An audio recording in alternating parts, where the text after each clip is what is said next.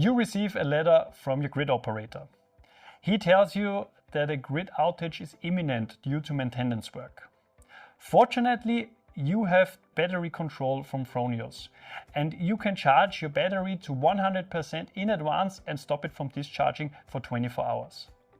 In that way, for an expected grid failure, you're perfectly prepared. To activate battery control, go to the Solar.web app. This function is only available in the app and not in the desktop version of Solar.web.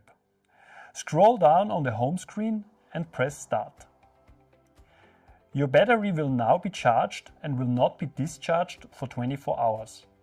When battery call is activated, the battery is always charged to the set maximum SOC.